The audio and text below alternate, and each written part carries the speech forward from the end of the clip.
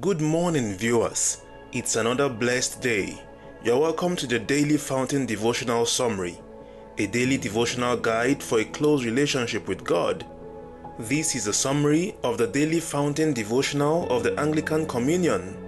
This summary is by Hope Eleosi Onekpe. You are welcome. Today is Friday, the 11th of April 2025, and the topic for today's devotion is, which camp do you belong to? Let us pray. Blessed Lord, who has caused holy scriptures to be written for our learning, Lord, this morning grant that we may hear, read, learn, and inwardly digest them in Jesus' name. Open our minds to understand the truth of this passage, and grant us the courage to proclaim them with clarity and conviction. May your word stir our hearts towards faith and obedience. Lord, fill us with your Holy Spirit, so that we may be faithful messengers of your word. In Jesus' name we pray. Amen. Our text for today is the book of John 11. We'll be reading from verse 45 to 57. John chapter 11, verses 45 to 57 reads, Therefore many of the Jews who had come to visit Mary and had seen what Jesus did believed in him. But some of them went to the Pharisees and told them what Jesus had done. Then the chief priests and the Pharisees called a meeting of the Sanhedrin. What are we accomplishing? They asked. Here is this man performing many signs. If we let him go on like this, everyone will believe in him. And then the Romans will come and take away both our temple and our nation. Then one of them, named Caiaphas, who was high priest that year, spoke up.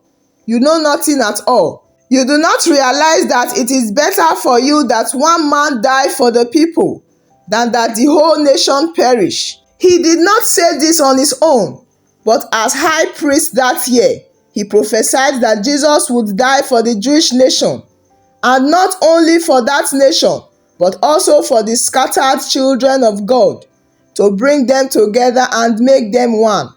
So from that day on, they plotted to take his life.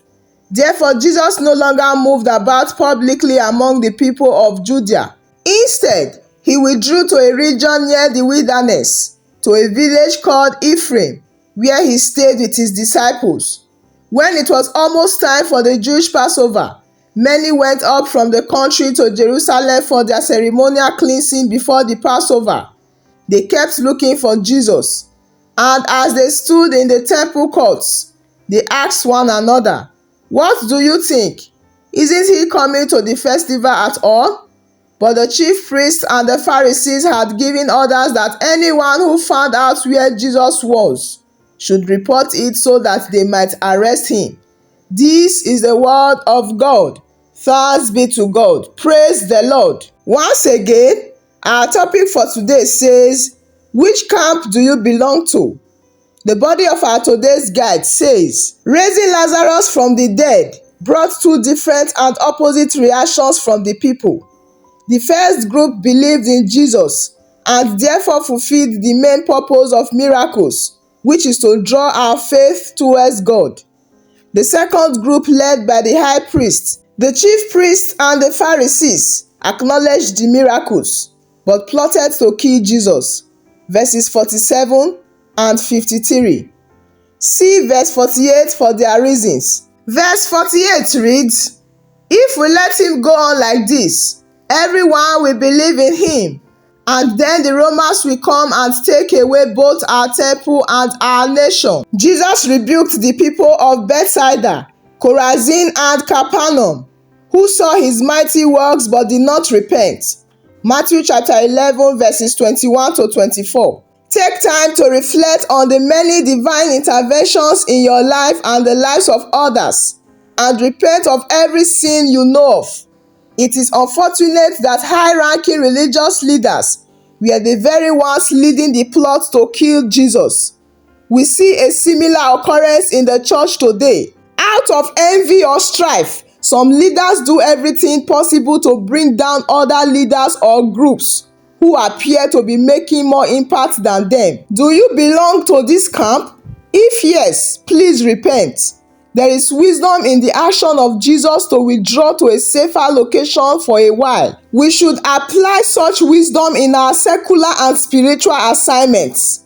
Our prayer for today says, "Oh Lord, help me to recognize your gifts in other people and not to hinder them from serving you."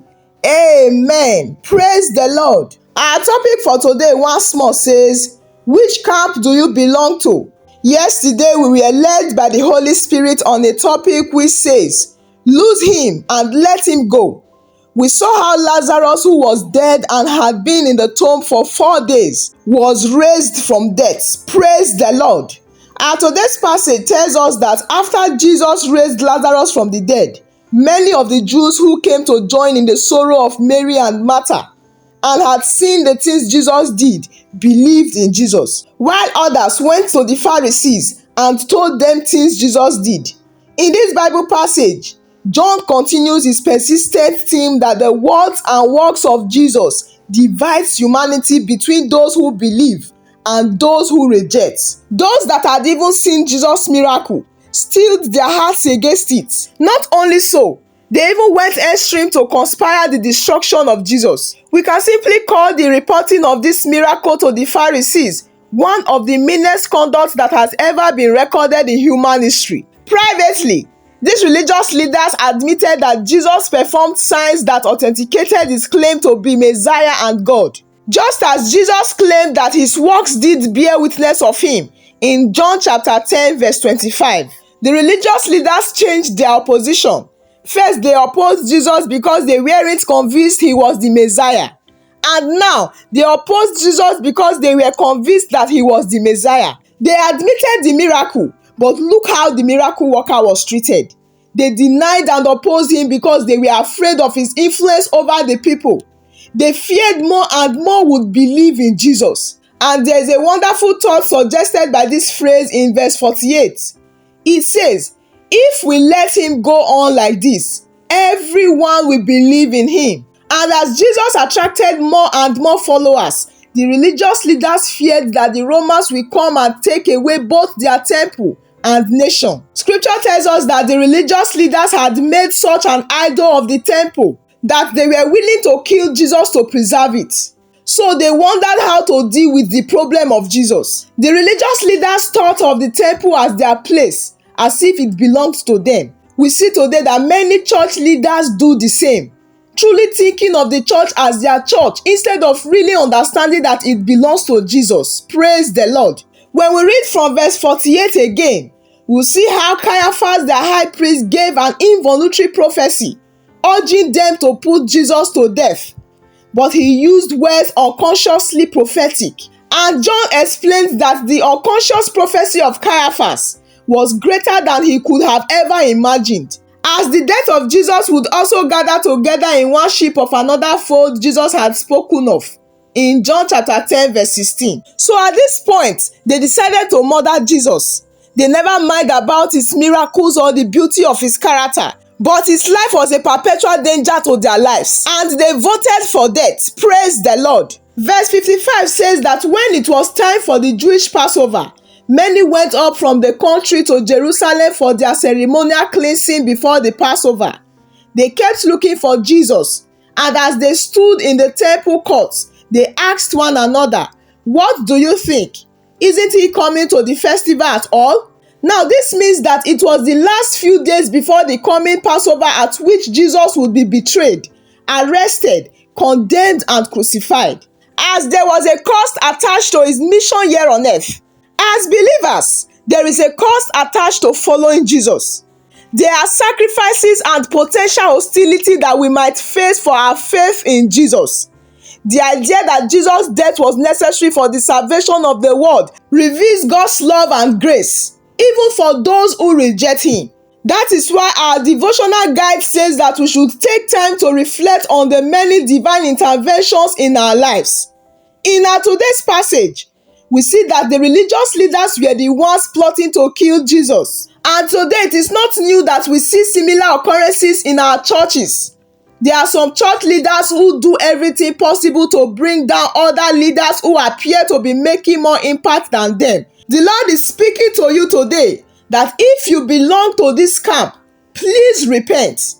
Today I want us to note that there is great gain when we believe in Jesus and his miracles, because it helps believers to draw our faith towards God. At this moment, let's be in the mood of prayer. Right now, let's thank God for the miracle of raising Lazarus. Appreciate God for his miraculous power and the hope it offers. Let's pray for discernment and truth. Pray for clarity and understanding, seeking God's wisdom to discern truth from falsehood. At this moment, let's pray for strength to trust in God's power and the ability to overcome obstacles and challenges, as demonstrated in the raising of Lazarus. Right now, let's pray that every hindered heart against the truth will be softened, and that those who are resisting the gospel message will be open to the power and love of Jesus. At this time, let's pray for protection and perseverance for those who are facing persecution for their faith. Let's ask God for strength and guidance. Pray for the salvation of those who are yet to know Jesus, that God will grant them growth and deepen the faith of those who have already accepted him. Right now, let's pray for the courage to live out our faith boldly, even in the face of opposition. Lastly, we are going to pray for the spread of the gospel message. Pray that there will be transformation of hearts and minds throughout the world. In Jesus' name we pray. Let us pray.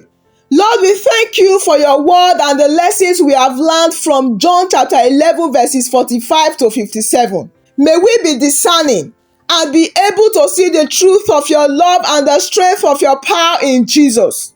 Lord, give us courage to follow you, even when it means facing opposition. Lord, protect us from the darkness and empower us to be lights in the world. Right now, we lift up our churches into your hands. Help them to grow in faith and love, drawing everyone closer to you. Thank you, Lord Jesus, for your faithfulness. These and many more blessings we ask. In Jesus' mighty name we have prayed. Amen. Praise the Lord. I believe you have been blessed. Thank you for joining us today. Do well to join us tomorrow morning again for another episode of the Daily Fountain Devotion. Do remember that you are loved greatly. I wish you a wonderful day.